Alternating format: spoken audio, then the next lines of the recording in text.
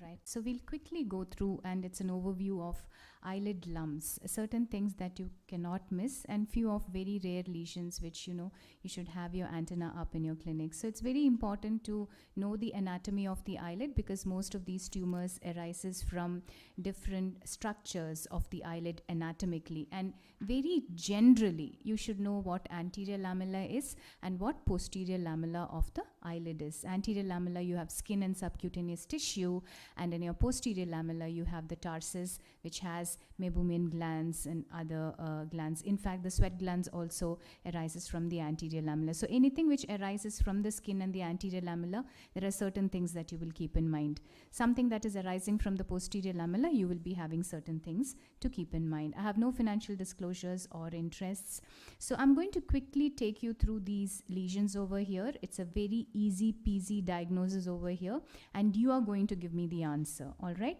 so what do you think this one is? Or at least you can tell me whether it's a good lesion or a bad lesion. Good lesion or a bad lesion? Benign or malignant? Benign. All right, Raksha, you know the diagnosis. Papilloma, yeah. This one, is it benign or malignant? Malignant. And why would you say that? Ulceration. This one,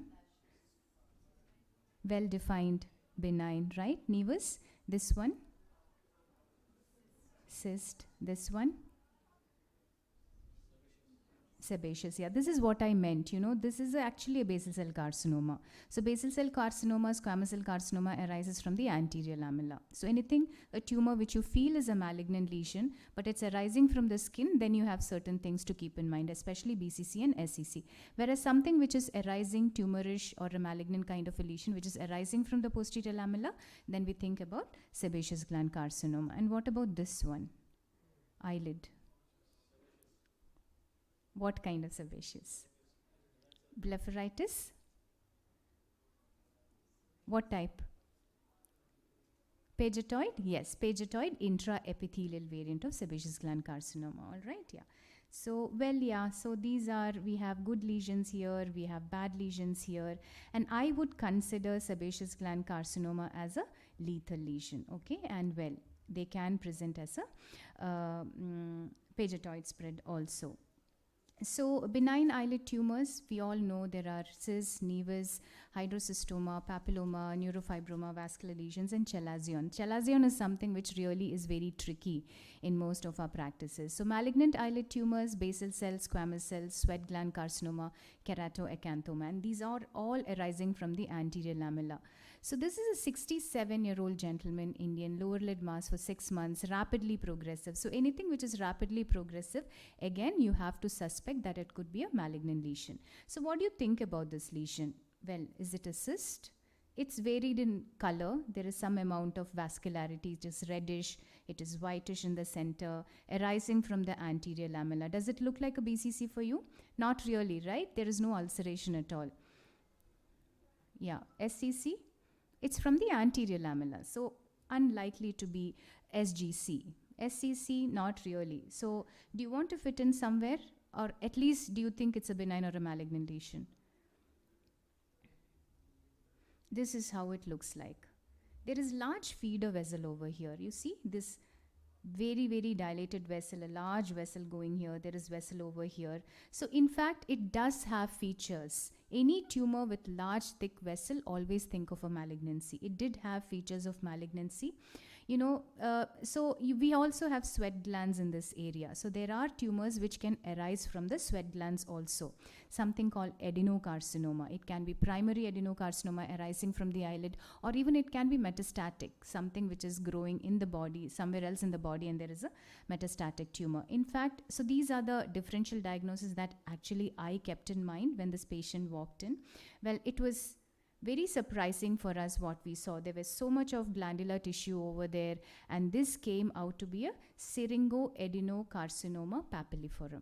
Okay, SACP. Well, this is a very rare tumor, but these tumors also are seen in clinical practice. So whenever you take a lesion out, never throw it in the dustbin. Every lesion, whether even if it looks like cyst in your practice, send it to a histopathologist. And when you send it to a histopathologist, if you have a very streak doubt of a malignancy, go for an immunohistochemistry also, because there are certain lesions which is actually diagnosed with immunohistochemistry, and we have progressed much forward in ocular oncology pathology with these investigations. So this is 24 months follow-up. We did a margin resection, which we made sure that it is clear and he's doing fine without any recurrence. So this patient, old lady, who had a cystic lesion in the eyelid 1 year back. So she came with a history of an ophthalmologist doing a needling for a small cyst that she had, okay? And this is after 1 year of presentation. She said after the needling it started growing, but it has been a slow growth, and it actually looks very cystic, right? Very transparent cystic. So, well, this is how the closer look of it. Yes, it is cystic, but something of which I was not very comfortable. Why I was not comfortable? This is the feeder vessel again, which I was not feeling comfortable about. Okay, now, so it was like whether I just go and excise it or go for a margin excision. Well, I did go ahead with a margin excision, and it was only the skin that I had to excise, because it was not a full thickness excision that we required here. It was absolutely on the skin. And you know what this came out to be? An endocrine mucin producing sweat gland carcinoma. So there are sweat glands in the skin where tumors and malignancies can arise from that also. And this lesion has actually an association with breast cancer also. So she was, in fact, went ahead doing a systemic evaluation mammography, and she came out negative. So in this patient, there was no association, but it is known to have an association. So there are subtle lesions which you come across in your clinic. Sometimes it's a cyst, you needle it, you keep it like that. Sometimes you remove it, you don't send it for histopathology, but it's so very important to send all these specimens for histopathology. This is a very classical case of basal cell carcinoma. Okay, I don't have to speak much about it. It is pigmented. So whenever there is a pigmentation in a lesion arising from the anterior lamella, two things that we keep in mind is basal cell carcinoma, of course. Another one, melanoma. All right, so that is something that you have to keep in mind. So there's a lot of ulceration where the tumor has completely eaten up. We all know that it's called as a rodent ulcer. In basal cell carcinoma, there will be a lot of ulceration, rounded edges, which is very classical in this case. All right, there are different forms of basal cell carcinoma: superficial, nodular. They can be morphiform, they can be infiltrative variant, and even a fibroepithelium of Pincus, which is even identified. So these are the various presentations. So although in this patient, when I excise with a 4 millimeter margin, thinking it's a basal cell carcinoma, still, extensive margin dissection. But in fact, it came frozen section margin positive the first time and the second time, because it was definitely a large infiltrative variant. So I excised it, again it came positive, I excised it the second time, and then it came negative, and then that's how we did the reconstruction. So it's very important to go for a frozen section, wide margin excision, frozen section, and prove that the margins are negative for a better outcome in these patients. Now, there is this classification that I'm very fond of in malignant tumors. I call it lethal eyelid tumors. So these are the ones which comes under lethal eyelid tumors. Merkel cell carcinoma in chronological order. Merkel cell carcinoma is the worst as far as lethality is concerned. That is regional lymph node metastasis and systemic metastasis is concerned. Second would be malignant melanoma, and third would be sebaceous gland carcinoma. And why is it so important? Because in our population, the most common eyelid tumor known is sebaceous gland carcinoma. All right, yeah. So there are certain red flags that you have to keep in mind: rapidity of the growth, firmness of the lesion, nodularity, ulceration, lash loss. So anything which is arising from the eyelid, if there is invasion, there will be a lot of lash loss, because it invades into the follicles, be it anterior or posterior.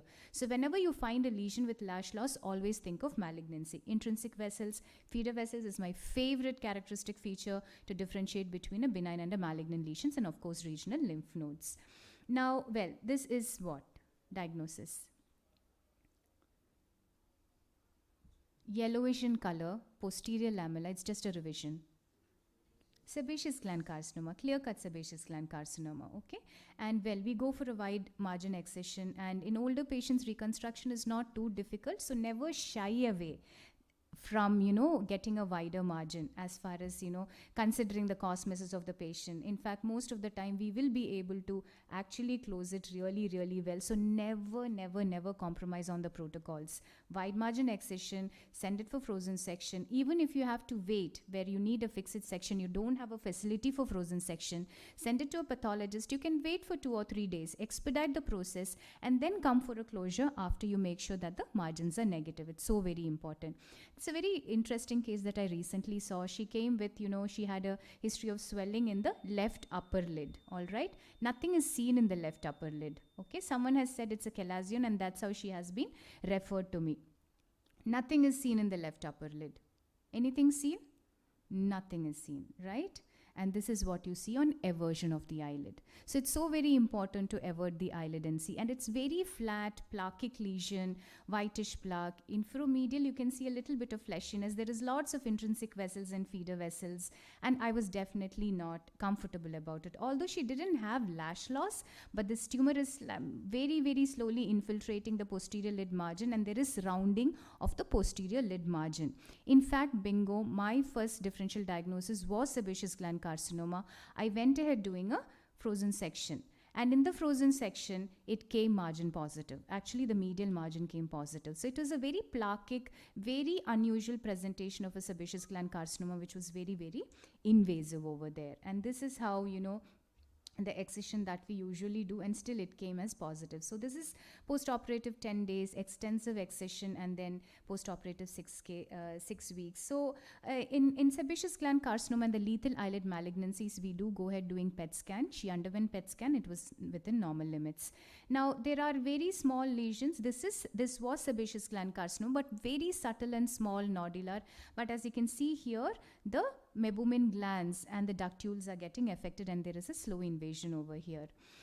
So I showed you this case. It's a case of blepharitis, treated with eye drops, treated with Occubaldi ointment locally, but this has been growing, and this came out to be a sebaceous gland carcinoma intraepithelial variant on MAP biopsy. So you have to be very cautious whenever there is an asymmetric presentation of blepharitis in these patients, and it's quite common in our population. And this is a very diffuse variant of sebaceous gland carcinoma involving the eyelid and even the bulbar conjunctiva. MAP biopsy is what we do in these patients. Pigmented lesions, melanoma. This is a case of melanoma. And well, extensive, I would go ahead even for 5 millimeters to 6 millimeters wide margin clearance for melanoma. Red in color. Any differential diagnosis? So colors helps a lot in diagnosis. What do you think? Capillary hemangioma? What did you say? आपने कुछ बोला? नहीं बोला. अच्छा. Any DDs? At least give me 2 DDs, please. Huh? Kaposi sarcoma. He's not HIV positive, not immunocompromised. Yes, but it is definitely a differential diagnosis, vascular lesion. Anything else you want to keep in mind? Merkel cell, yes, yeah. So Merkel cell usually appears like a very vascular lesion, and it's extremely vascular and highly metastatic. Okay, so this was a case of a Merkel cell carcinoma. So this is again a vascular lesion, and lots of vascularity, hemorrhage inside the lesion, and this was a primary adenocarcinoma of the eyelid. Skipping that, and this is Kaposi sarcoma. So this was an HIV positive patient, again a vascular lesion. So even reddish lesions, which can appear kind of a benign vascular hemangioma, whatever, you have to keep this in mind. All right, I'm going to skip this. So identify and treating eyelid lesions are very important. You have to look into the history, clinical features, ancillary diagnostic tools if you require, and biopsy definitely gives you the diagnosis. So never throw away any tissue, even if looks like benign in your clinical practice. Thank you so